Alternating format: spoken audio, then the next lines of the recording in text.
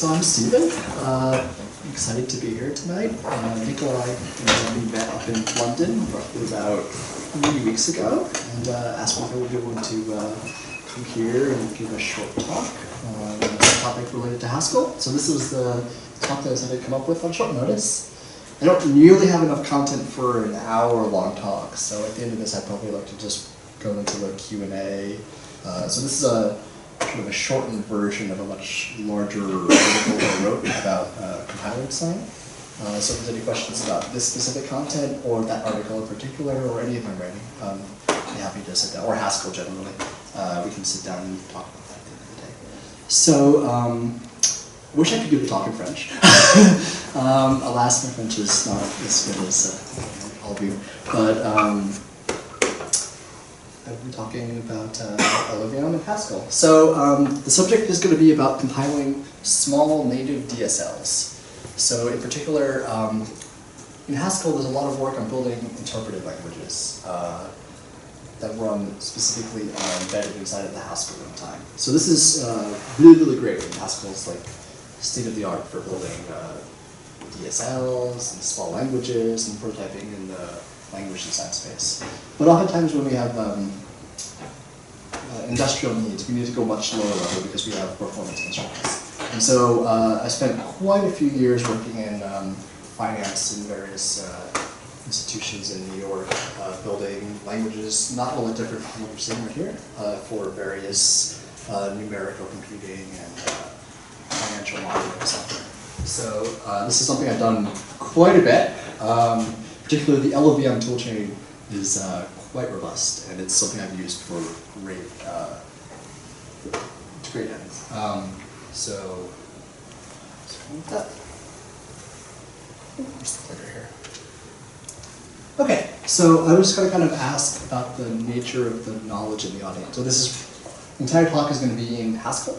So I was just curious, how many people are familiar with at least the 4 levels of these? Or at the Haskell language, and who is familiar with Haskell, the syntax and the basic structure of the language? Okay. So who's familiar with all of these subjects? Okay, so about half of you were intermediate level Haskell. Okay, great. So if there's anything that, in the slides that's not inherently immediately obvious, just let me and I can help you to at least give a high-level overview of the subject. So we're going to particularly be using monads quite a bit. In fact, I think every slide uses some sort of monad transformer for the nature of the passive compiler. So if that's not obvious, maybe we should go over what a monad is and in particular what the monad transformer system is. So I'll go that way to derive the specific inferences. Okay, so the source code for this, if you're on your laptop, is at /b. It's nearly complete. I'm going to push the rest of the code at the end of the talk, and everything is up there, including the code generator, the install directions, and the type checker, type inference, as well as the core of it. So, and then there's a much larger version that's got several, it's like 35 pages of a longer tutorial on this subject. This is a condensed version of that talk. So, can everybody hear me fine, by the way? Yes. Okay. So LLVM is basically a modular set of components for building compilers. It was largely developed at the University of Chicago by a fellow named Chris Ladner to abstract over a set of common tasks that were repeatedly getting re-implemented in a variety of contexts. So these are things like register allocation, assemblers, instruction selection, the graph coloring algorithms to do register allocation, common optimization tasks like dead code elimination, as well as kind of more advanced techniques using numerical algorithms. So what LLVM basically provided was a common language in which people who could bring their own front-end language and use the common standard to compile it to a typed core, and then target instead of a custom compiler IR, the LLVM intermediate representation. And then take that and have LLVM emit the machine code. So this lets us go from a very, very high-level representation of what's much higher level in assembly, all the way down to executing machine code, as well as LLVM provides a just-in-time compiler, which we can turn into code that we can grab pointers to and execute at runtime inside of the LLVM kit. So the LLVM toolchain is used quite heavily in a lot of emerging languages. So I'm sure you're all familiar with so we have Rust, Julia, as well as Haskell. LLVM to your GHC, compiled for the LLVM backend. The LLVM backend in Haskell is not as mature as the other backends, but there is support for it. So it's fairly common, but what it's used for is largely languages that look like C, for good reasons actually. So what's not particularly intuitive is how to translate higher level functional languages into a form that is amenable for translating into LLVM. So that's going to be largely what I'm talking about. So let's talk about the language we're going to work on. So this is pretty much the most useless kind of small language that shows enough interesting structure that we can compile this useful. So we have a basic lambda calculus. So we have our variables, applications, lambda expressions, as well as let bindings, round types such as booleans and numerical types, conditional expressions, and then a specific ribbon for the grid ops that are built into the language. So we're going to take this service language, parse into it. I'm not going to cover the parser because there's a bazillion parsec tutorials out there. So parser combinator is what we'll use in the reference code, but it's not particularly interesting. We take this structure, endow it with type information, transform it a bit so that it's amenable to compile into machine code, as well as actually compile it into LLVM using a specific library called LLVM general, which is the Haskell bindings to the large C++ LLVM interface. Okay, so the lambda calculus itself doesn't particularly adapt well to compiling into LLVM, because LLVM is basically designed to compile C languages, which are a single set of a module that has top-level functions in which all arguments are applied, types are all known, and functions are always called saturated. So this is typically not the way we write our Haskell code. We have things like currying, we have closures, we have partially applied functions, we often pass around partially saturated functions, and it's not a direct mapping between C and Haskell in a way that's efficient. So what we want to do is basically massage our code in a way and enrich it with type information such that it is. So that's what we're going to do. So this particular pass that's particularly useful for taking a regular lambda calculus and turning it into a form in which we can always map the functions into C functions. So this is called lambda lambda. It's not a particularly involved pass. So in this case, we're going to set up a, if you look in the code, there's actually transform.j. We have the full transformation. Basically what this is going to do is walk the very simple AST. So we can pattern match all of these constructors. And then unpack them all into this lifter monad, which happens to have a writer T, which has a list of decals that are going to get emitted when we walk the tree. So what we're going to do is whenever we enter one of the binders, we're going to check whether we have all the variables in scope.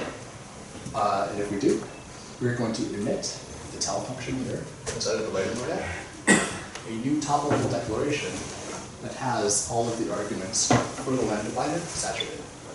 So we take all of the nested closures inside of our AST and lift them all to top-level functions. So we have no lambdas in our entire AST after this pass completes. So to do this, we have to do a little bookkeeping.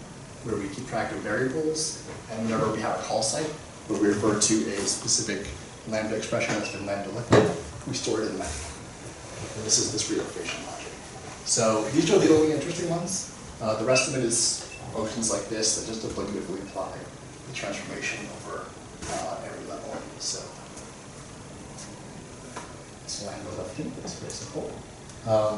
So after we lambda lift, oh, I should talk about closure conversion as well. So closure conversion is the simplest pass, actually. Basically, when we have a partially applied function, we check, because there's only flower function in the language, and all of the user-defined functions have a specific fixed number of arguments that we keep track of. If we happen to encounter a partially applied function, what we do is basically expand it out via edit expansion, so that all variables are explicit. So it's a very, very simple pass. But then we have a full edit expanded, and we removed all lambda expressions up into top-level declarations. So now our program looks wildly different, but it happens to be a nice function that happens to have a nice property that we can translate every top-level declaration inside of our program into a C function. So the next thing we need to do with that is basically walk our AST and enrich it with type information. Speak to the mic. Oh, I should talk with. Okay. Sorry about that. Yeah, if I get too soft, just.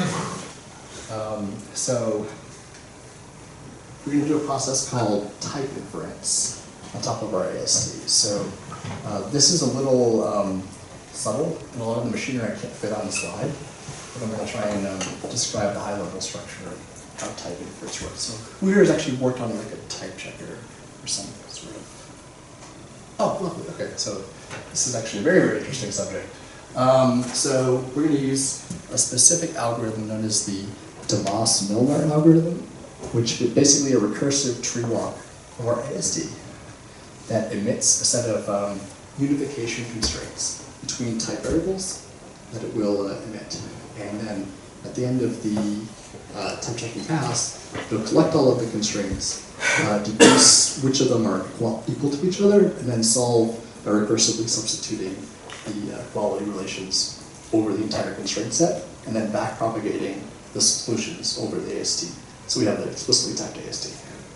So in particular, we have a very, very simple type system, which is separated between two different classes of types, monotypes and polytypes. So polytypes are universally quantified for all x, x to x is the signature for the identity function. So that's a polytype. And then we have our monotypes, which are the type variables, type constructors, and then arrow types. And larger arrow types can be constructed by recursively expanding out arrow type on the right. So it's very, very simple. So basically what we're going to do is walk our AST and enrich every single binder or every single lambda binder with one of these types. So we do that via the really, really famous DeMoss-Milner algorithm. So the core of it relies on some machinery, which is something called a unification engine, which basically describes a prescription by which we can relate subterms together by their use cases in ways that they can only have the same type. So unification says, if I have a type, another type, give me back a substitution, which is simply a mapping of the names, to a unifier, which when applied to both of those types, unifies them to be the same type. So that's the essence of unification. So if I have a type variable A and a type variable B,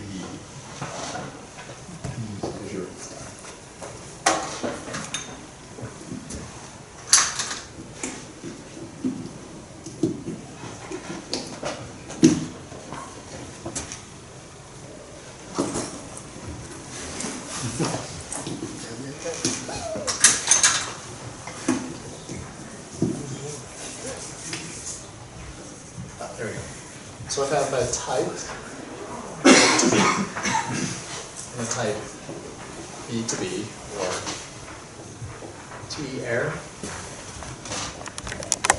T bar A, T bar B in the explicitly expanded form of our types.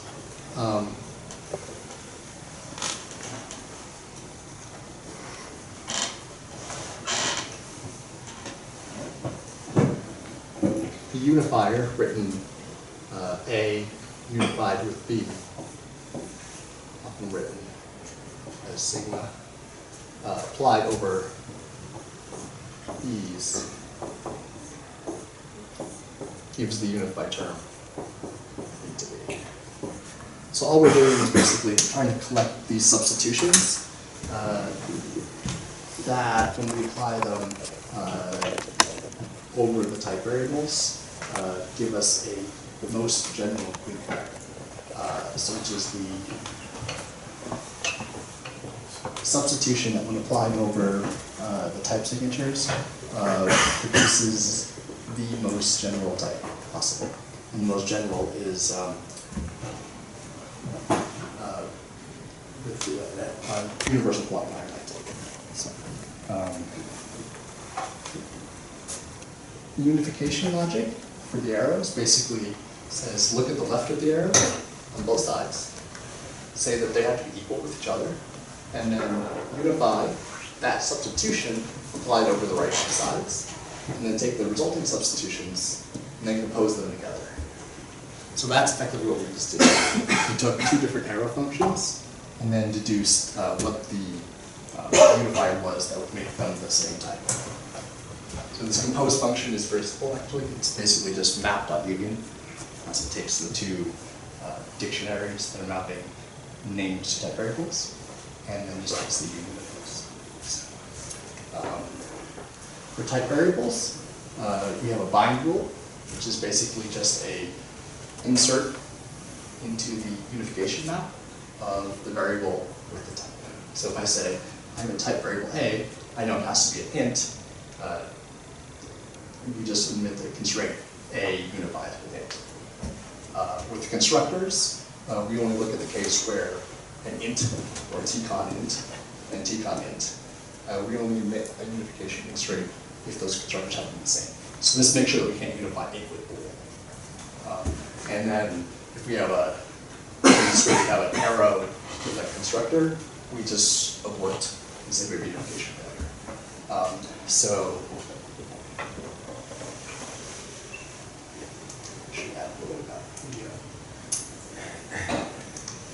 So then there's two other operations in the Tomas number algorithm, which are instantiation and generalization.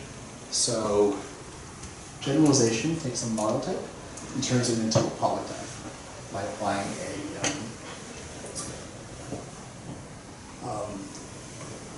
universal quantifier on the outside with the three type variables in the type removed with the ambient type variables in.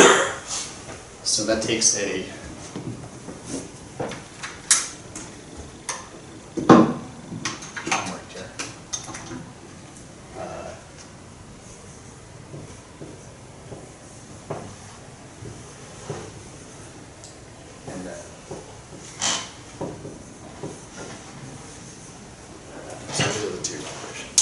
so they have to do a little bookkeeping and keep track of which variables you mentioned in the type implicitly, and not adding new variables on the outside that are mentioned. So in particular, we have this function called fresh, which looks inside of the state monad, which is held inside of the inference monad here, which keeps integer count. And whenever we call it, emits a new type variable with A, B, C, D, E, with a unique entity that we can always use in our constraint set that we generate. So at the top level of a function, we always call generalize. So this is when I have collected all of my constraints. I always put an existential or universal quantifier on the outside over any variables that are not constraint at the end of solving the solution. So the implicit rules. So this is the heart of the Tomas number algorithm. Is This is the tree walk of the surface syntax. And it takes two arguments. One is the gamma, which corresponds to the gamma term inside of the inference rules. And these states things very, very simply. It says, if I know what the type of this variable is, it's in the environment, instantiate it from a polytype into a monotype, and then just return the empty substitution that maps the variable x to the type 10. So this is this rule over here. So it says if I know what x is, and it's in gamma, then the type of x is sigma. So it's basically just a dictionary lookup with an instantiation. So application is a little more complex. Basically, you take the two left-hand sides, or left and right-hand sides of the two sides of the application. We run them through the infer function within the scope of gamma, and then we get like a substitution as well as the resulting type.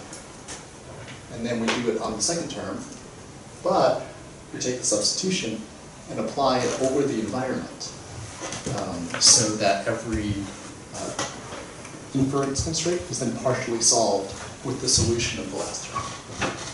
And then we generate a new fresh term, which is the resulting type, and we apply it over the first term, and then create a tau 2 to tau 3. So this is this expression right here. So it says if I know what the resulting type of applying an expression E1 to E2 is, and I apply E1 to E2, the resulting type is tau 2.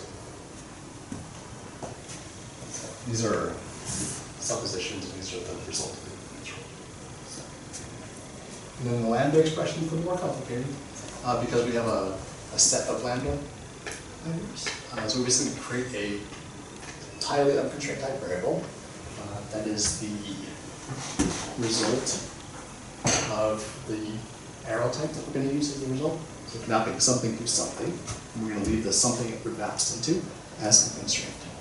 So then we call map duplicate over the length of the variables in the lambda binder, and then we create new fresh variables for all of them. So we're going to say if I have a lambda expression of 7 terms, I'm going to create 7 fresh variables, and then I'm going to enter the body of that lambda binder and solve for what those 7 terms are by generating more constraints, pop back out of this function here, and then infer the body, and then fold all of those substitutions into one. That is the resulting type of what would happen if I applied all 7 variables to the specific types. So, any questions about this? This is really complicated stuff, but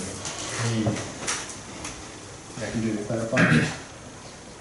At the end of the day, all it is basically just a bunch of dictionary manipulation of constraints and applying substitutions over them to generate solutions to the type of problem. And this always converges because there's that. If the program is well conditioned, it will always converge. So we basically have everything we need to do now. So the AST has a complete copy of all the type information applied to each binder. We have transformed all of the functions into a form that looks precisely like top-level C functions, and we can map all of the AST into low-level virtual machine. So, what does LLVM look like? So, in particular, LLVM looks like your average curly brace C language, with crossed with like inline assembly. So we have a sequence of instructions, a sequence of arguments that are passed into this function, and then a return value or return order. So LLVM is explicitly typed. So everything has either a float or an int type, or a void type, or a pointer to one of those types. So they're all low-level machine types, and there's a infinite number of variables that you can assign to that are all going to be transformed into register shifting at the end of the day. So LLVM basically abstracts over the programmer need to explicitly shuffle data in and out of CPU registers, which is what we didn't normally have to do before. So LLVM is also cross-platform. So once you have an LLVM IR, you can more or less often target any and all platforms that are supported by LLVM, which is x86, ARM, PowerPC, most of the exotic processors, as well as 64-bit, 32-bit, Xeon, as well as all of the esoteric Intel instruction sets like SSE. So you get a lot of things for free. So in particular, LLVM forces us to, or lets us build on the work of other people who have written all of the gritty machinery to take and generate machine code, so that we're not always implementing that all the time. So in particular, the biggest selling point is that there's been a lot of work in the last 30 years on code transformations that are amenable to transforming machine code into more optimal forms. These are compiler optimizations. So whenever you compile your code through the job or the C compiler, it goes through a usage analysis and tags specific branches in your code that will never be used, and then just does not emit those code. So there's many different types of passes. Like if you happen to put an operation inside of a loop that's not referencing any of the loop variables, that code can be moved outside of the loop. That's called loop hoisting or loop invariant code motion, as well as more complex things like for small loops, we can often just expand them out to a sequence of linear instructions that avoid a jump, which can often be costly.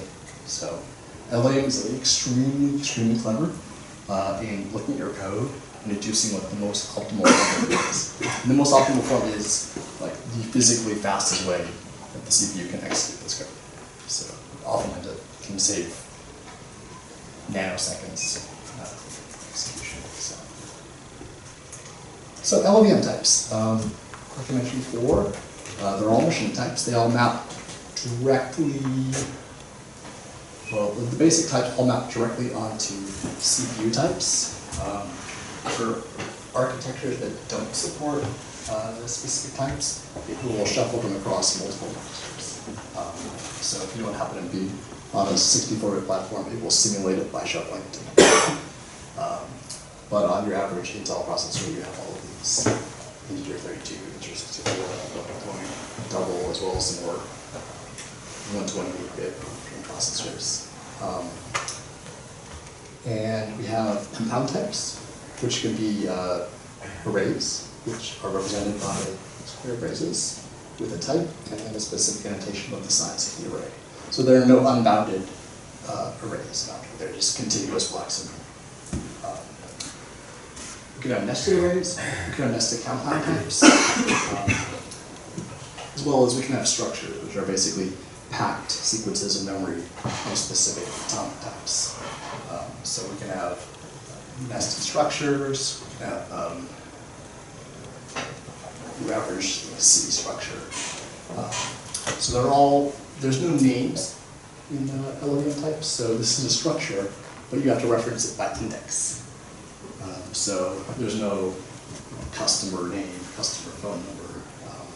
These are all just point to this 0-bit element in this structure, and then reference that and pull it out of the structure.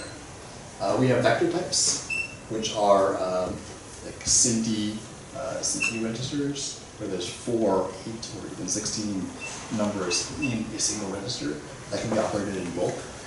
So these are used a lot in numerical computing, where it's beneficial to write over 8, 16, or 32 elements at a single time in array computing. You'll often do that. And then there's floating pointers to all of these types that are the ambient environments pointer type. And LLVM figure out the pointer type of the platform and use that for its internal computation when it uses instruction selection. So LLVM is a very, very small set of operations. In fact, there's only about 6 control flow operations and about 20 to 30 mathematical, bit shifting, logical, and control flow operations. So these are the big ones that we use in the example code. They're basically your average math functions. There's a specific divide between integer and floating point operations. In particular, there's no coercion. So if I have an int32 and int64, I need to explicitly coerce all the types into the appropriate type before I can do an operation over both of them. So I can't subtract a 32-bit integer and a 64-bit integer, and I can't add, float, and double. So a Boolean type is represented by a single bit, or I1. That's used for branching tests. So variables in LLVM come in 2 different varieties. There are global variables and local variables. So local variables come with a percentage sign is one of them. So the A here are local variables that are passed on the stack to this function called add, and they're referenced in the body of the function by percentage sign. Then there's numerical arguments, which are the results of specific LLVM instructions that are generated automatically by the code generator that you use to make the LLVM. So you'd say add I32, append that to an instruction stack, and this one would automatically be generated, and its usage would be plucked out of the code generator when you reference the local pointer as that result. So global variables are referenced with $signs, or with @ signs as well. Sorry, just with @ signs. So memory in LLVM, there are 3 specific functions, which is load, which loads a value from a given reference, looks at a pointer, dereferences it, and returns the value to the stack, or the virtual register. Store, which takes a pointer and stores a specific value in the pointer, and allocate, which allocates a pointer to a specific type. So this is creating a pointer to a 32-bit integer. So then there's a really paradoxical kind of instruction called the get element pointer, which is kind of confusing at first because it doesn't operate like any other reference operator in any other language. So basically what it does is it's an operator used to compute the address to some element in some substructure without returning the value itself. So if I have a structure, get or indexing into it does not actually return the value itself, but returns a pointer to the memory of the specific parameter that I look into. So these are used for arrays, vectors, and structures. So LLVM also has a really kind of quirky way of laying out its control flow, which is, it makes it really, really efficient for representing certain optimization passes, because like in Haskell, we don't have mutation. So a variable is assigned to once, and it retains that value forever and always. So LLVM does this by basically allocating as many virtual registers as you want into the main representation, and using new variables to represent the new state of updated variables. So in this we have an imperative code. We have x equals 10, a is equal to 11, and then x is equal to the update of its previous value with the value a. So in LLVM, we create massive amounts of new variables for every update that can happen inside of the IR. So if we have x equals 10, a is equal to 11, we create a new x1, look at the old reference, and then add a new value. So this is register values in LLVM are mutable, just like they're in Haskell. So the tricky thing comes when we have branching conditional logic. How do we transform single static assignment into logic that potentially can do updates on local variables. So we do this using a construction known as a v node, which is a control flow operation that assigns a value based on the previous position where in the code this instruction pointer came from. So if the code branches from the true branch of the statement, it will subsume the value x1. If it comes from the branch x2, it will subsume the value x2. So we have some little diagrams here to kind of show how v-nodes work. So the simplest control flow structure is simply the return, which is just unwraps the function and then just yield this specific value to the stack. So the simplest next construction is just the branching statement. So inside of a LLVM function, you have a sequence of named basic blocks, which we can refer to as local variables. And using this branch instruction, you can say branch to the label next, and then the instruction will branch here. And then the same thing, it will go to return. So this is a way of laying out logic inside of functions. So these are used for modeling any and all types of control flow, including for loops, if statements, switch statements. And then conditional branching is like the branching statement here, except it takes a condition, which is a I1 or a single bit integer, and tests its true or false value, and then depending on the true or false value, will branch to a specific label. So the left is the true, and the right is the false. So depending on this I1 value, this statement will either branch or not. So switch statements are, and they're like switch statements in C. They're basically a nested form of a conditional branch that enumerates a specific set of cases and branches based on that. So this sequence of tests that map to basic blocks. V-nodes are the more complex structure here. So here's an example of a conditional branch. It'll branch on a true or false statement. And then at the end of the function here, we'll subsume either a +1, which is this local reference here, or a -1, which is just a constant, based on which branch it came from. So if we happen to, we start here, we happen to branch to the left statement, we will evaluate some logic, and then branch to the merge point, at which point then the join value will be set to +1, which is this local reference, and in this case it will do the same, except it will be -1.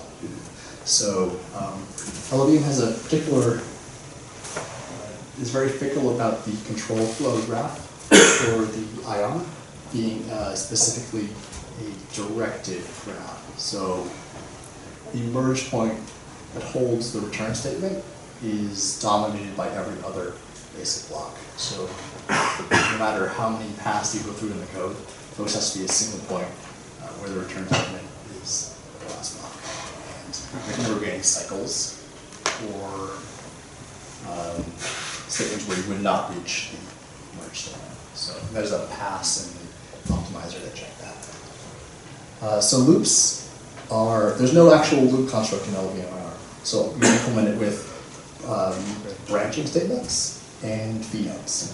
So here's a kind of for loop that counts from 0 to 100 or something. Basically what it does is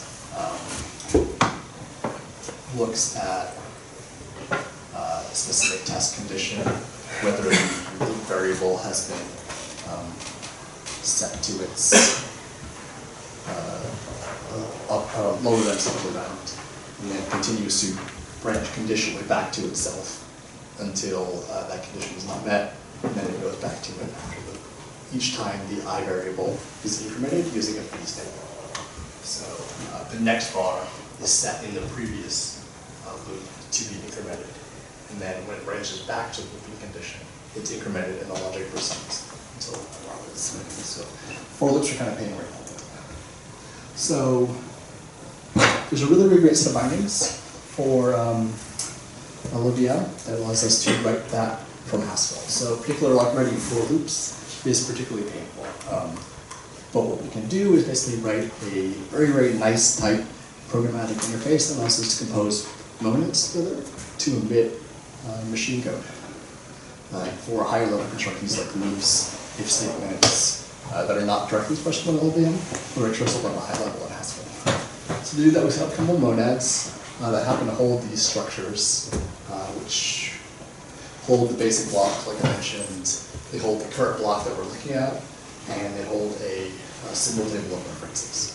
So our LLVM constructor is going to allow us to reference this virtual stack that we're going to append instructions to, as well as append basic blocks to, and then build up this directed graph incrementally of instructions, and then emit that to the C++ bindings, which will then turn it into native code as well as JIT pilot. So the block state is defined by 3 different parameters. So it's the block index, which is the ith block. So the entry block is always the 0th one, and then you can append more.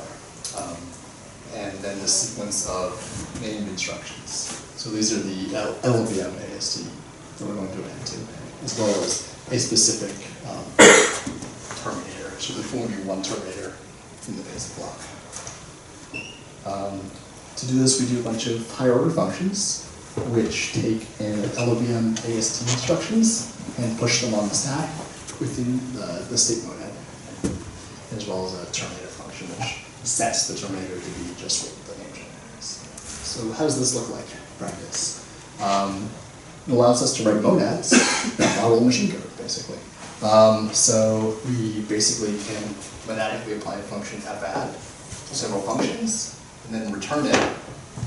And this function looks like it's doing some Haskell logic, but it's actually pushing instructions onto a state monad behind the scenes and appending to build this graph object, which can then be passed off to the bindings and run to generate a JIT executable. So how are we going to map our high-level AST of the lambda calculus into machine code? So we have it in a form where we've removed all the lambdas. We have only fully applied functions.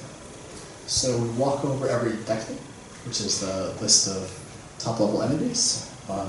We look at the arguments.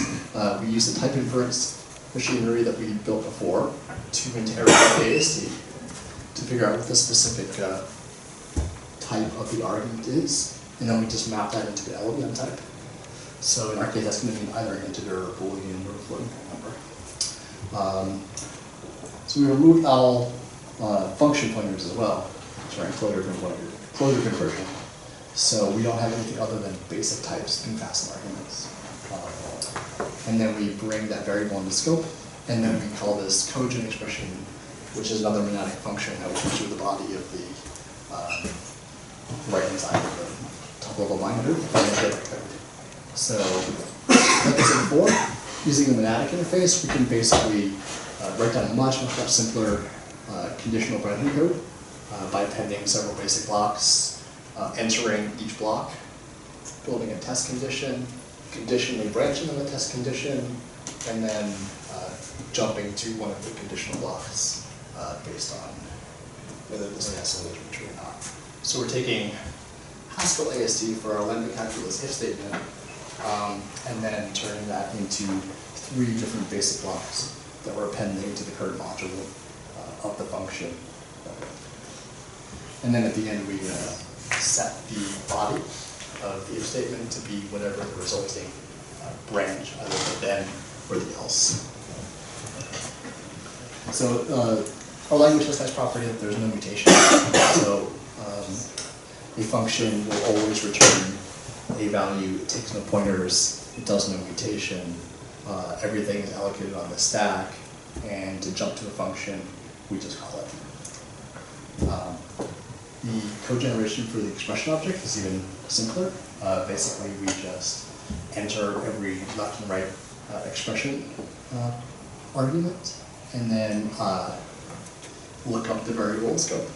So we keep a dictionary with a specific variable name, and then look at a specific LLVM operand that's brought into scope when it's compiled. And for applications, we basically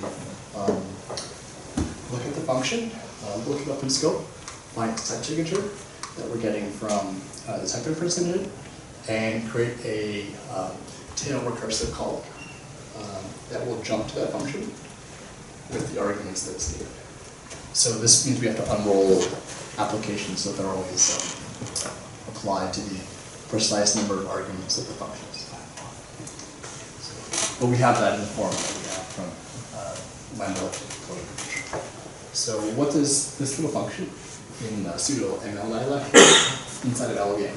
So this is the gritty conditional block statement jumping code that we get from compiling the Fibonacci sequence into from our Lambda calculus over into LLVM.